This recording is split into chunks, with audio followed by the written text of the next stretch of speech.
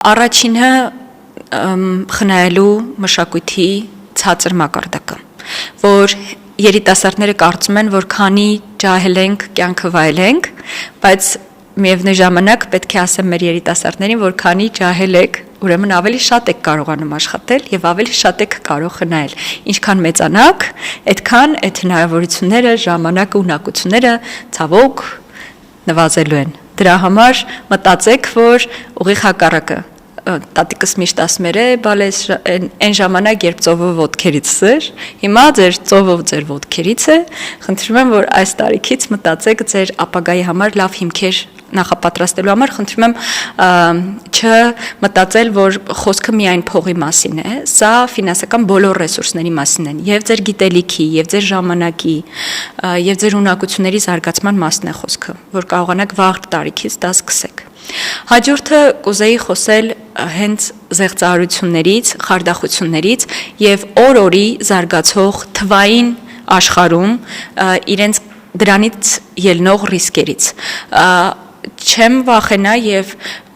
կխոսեմ հենց կրիպտոներից այս ոլորտում, կրիպտո ակտիվների ոլորտում ամեն վարքյան ծնվում են նոր գործիքներ, նոր հնարավորություններ եւ դրանք տարածվում են սոցիալական հարթակներով եւ երբ մեր երիտասարդները լավ չգիտեն դրանց հնարավորությունների եւ ռիսկերի հավասարակշռությունը ինչպես ստուգեն, իրենք չգիտեն թե որ գործիքն է, որ կարող է մի քիչ վստահելի լինել, որ գործիքն է, որ կարող է վաղը չեմ իսօրը պարզապես գոյություն չունենալ այլևս։ Այդ ոսկե կանոնը, որ պետք է այդ գործիքներում դնել այնքան գումար, որքանը որ կարող եք կորցնել եւ որքանով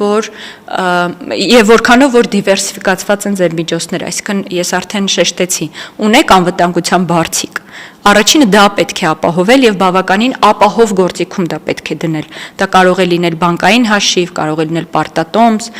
եւ հետո նոր անցնել այլ գործիքներին, ինչպես իմ գործընկերը նշեց, դիվերսիֆիկացնել ձեր միջոցները, այսինքն հավկիթները չդնել մեկ զամբյուղում, որ եթե ինչ-որ բան ընկնի այդ զամբյուղի վրա, դուք բոլորը կորցնեք, այլ տարբեր զամբյուղներում։ Դա կլինի բաժնետոմսեր, կարող է լինել անշարժ գույքում ներդրում, կարող է լինել թանկարժեք իրերում ներդրում, կարող է լինել կրիպտոակտիվներում ներդրում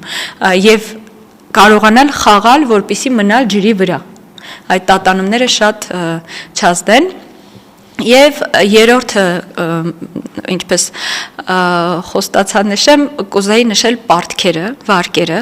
մեր երիտասարդները հենց 21-ը մոտավորապես լրանում է եւ աշխատանք են ունենում, արդեն ակտիվորեն մտնում են պարտքերի ոլորտ, այստեղ էլ կուզեմ ասել, որ լավ է որոշ վարկեր վերցնել եւ վարկային պատմություն ձևավորելը, որովհետեւ դա հետագայում վարկ ստանալու համար լավ հիմք կարող է լինել, բայց չպետք է չարաշահել եւ չպետք է գերագնահատել ձեր ապագա եսին։ Դա կա մեր երիտասարդների շրջանում, իրենք միշտ մտածում են, որ լավագույն սցենարն է լինելու եւ իրենք երկու անգամ ավելի շատ գումար են ստանալու, երկու անգամ ավելի քիչ են գիշերները քնելու եւ ամեն ինչ լավ է լինելու։ Սիրելին ես ամբողջ աշխարհում կա այս մոտեցումը։ Միշտ մշակում են 3 սցենար.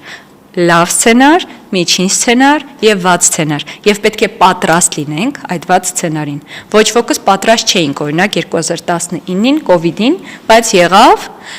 եւ դա եւս մեկ անգամ մեզ դաս տվեց, որ մենք պետք է կարողանանք ռիսկերի կառավարման տեսանկյունից պատրաստ լինել նաեւ ամենավատին։ Այդ 500,000 1 միլիոն վարկը, որ վերցնում եք ճամփորդության մեկնելու համար, էլի վատ բան չի, ես էլ եմ ժամանակի վերցրել, բայց մտածել, որ ամենավատն էլ լինի, դուք կարող եք այդ գումարը վերադարձնել, թե ոչ, եթե ոչ, ուրեմն փորձում ենք խնայել նոր գնալ Եվրոպաներ պտտվել։